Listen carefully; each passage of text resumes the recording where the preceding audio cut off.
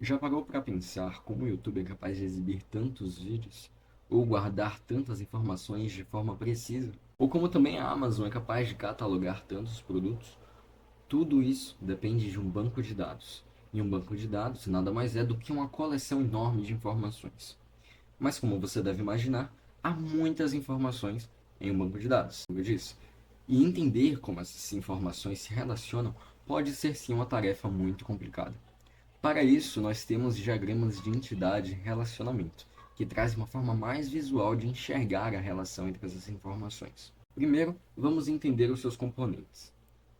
A entidade é um objeto que contém informações, seja uma pessoa, uma ação, um objeto, o que for. Como eu disse, essas informações estão contidas dentro dessas entidades. E essas informações também possuem nomes. Nós chamamos essas informações de atributos. Então, por exemplo, esse telefone é um atributo de cliente, data é um atributo de produto, categoria é um atributo de produto. Estas entidades também se relacionam, certo? E estas relações nós damos nome de relacionamento. O relacionamento possui cardinalidade. Vai ser mais entendível isso. Mas por enquanto, associem estes símbolos a estes nomes. Um, muitos, um e apenas um, zero ou um ou muitos, zero ou muitos. Vamos a uma atividade prática. Dizemos que um pedido pode ser feito por um e apenas um cliente. Não queremos que mais de um cliente tenham acesso a um mesmo pedido, certo? Que vai com um endereço específico, com um cliente ID específico, com uma data específica, enfim. Então temos que um pedido pode pertencer somente a um cliente. Agora, um cliente pode ter sim um, também somente um. Na verdade, um cliente pode ter zero ou muitos pedidos, ok? Note que o símbolo mais próximo da entidade de pedidos delimita o seu máximo, que seria muitos. E o símbolo mais distante delimita o seu mínimo, que seria zero aqui neste caso. Então o cliente pode ter no mínimo zero pedidos e no máximo muitos pedidos. Vamos fazer a mesma coisa com as duas entidades aqui. Um pedido pode ter no mínimo um e no máximo muitos pedidos. E um produto pode estar incluso no máximo em muitos pedidos e no mínimo em zero pedidos. Um pedido pode estar em nenhum pedido. Um produto pode estar em nenhum pedido também. É importante entender que cada uma destas entidades possui algo que as identifica, que identifica os seus registros, sendo que um registro seria uma linha na sua entidade. Então, por exemplo, isso aqui seria um registro, esse aqui seria outro registro, esse aqui seria outro registro. É importante nós termos uma chave primária, que é aquilo que vai identificar cada um desses registros, para que assim consigamos navegar entre esses registros e saber a que nós estamos nos referindo. Note que o nome do cliente pode se repetir. Temos aqui 2 João Silva. O número do telefone pode mudar. Então não podemos usar nenhum destes dois aqui como identificadores, como chaves primárias, porque eles mudam e porque eles se repetem, no caso do nome do cliente. O estado, cidade, rua, CEP, tudo isso também pode mudar. Um cliente pode mudar de endereço. Então sobra somente o cliente ID.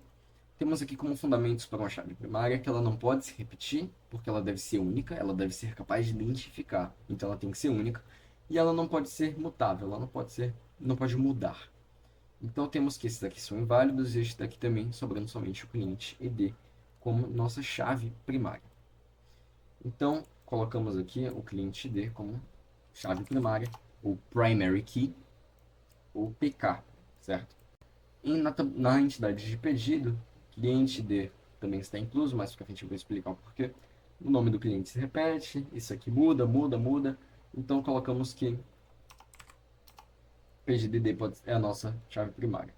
Na verdade, estado, cidade, rua nem é que mudem, mas aqui podemos ter um mesmo cliente, vários clientes na mesma casa, na mesma residência, que aqui a cardinalidade está correta. Na tabela de produtos, na entidade de produto, nós temos aqui que produto ID será a nossa primary key.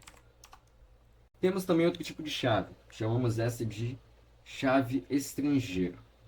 A chave estrangeira serve para conectar duas entidades. Então temos aqui a tabela de cliente e a tabela de pedido, certo? Aqui temos a nossa chave primária, alguns outros atributos. E temos aqui a chave primária da tabela de cliente, que é cliente D. Esta chave primária da tabela de cliente está inclusa aqui para servir como conexão entre as duas entidades. Então, dizemos que cliente D é a nossa chave estrangeira. Note que aqui na tabela de pedidos temos vários clientes repetidos. O Carlos Lima aqui, por exemplo, fez 3 pedidos. Ele pode fazer isso. Note que cada um destes pedidos tem os seus próprios pedido ID. Só que o cliente ID repete, porque é o mesmo cliente. Então aqui ele não serve de chave primária, mas serve de chave estrangeira, por conectar estas duas entidades. Então dizemos que ele serve de Foreign Key, FK. Certo. Agora a tabela de produto não tem o produto ID incluso na tabela de pedido. Podemos adicionar aqui mais um campo. Vamos chamá-lo de produto ID. E vamos dizer que ele é a nossa Foreign Key. Vou colocar ele aqui mais para cima. Como eu disse, a chave estrangeira serve para relacionar as duas entidades.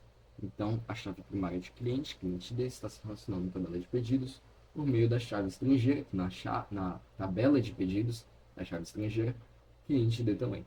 Mesma coisa se aplica à tabela, à entidade de produto. Agora, temos também outro tipo de chave. Chamamos ela de chave primária também, só que ela é composta.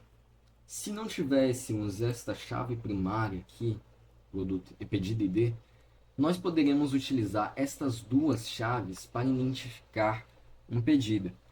Então, ao invés de termos um pedido ID, nós podemos ter duas chaves estrangeiras aqui no caso, que juntas, ao unir os dois IDs, nós teremos a nossa chave primária. Então, dizemos que essa aqui é uma chave primária e também é uma chave estrangeira. Então ela é uma PK-FK, uma Primary Key e uma Foreign Key ao mesmo tempo.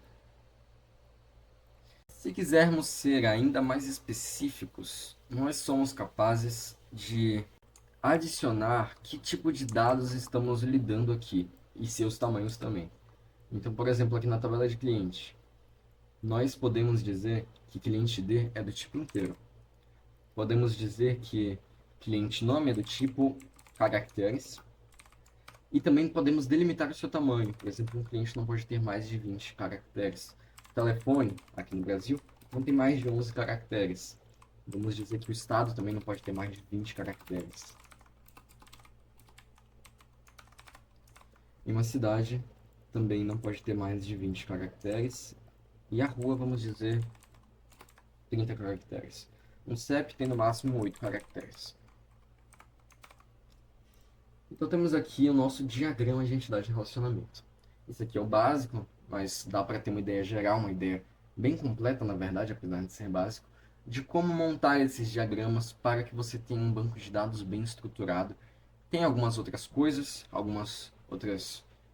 outros tópicos que poderíamos abordar aqui, como normalização destas entidades, mas isso pode ficar para um vídeo futuro.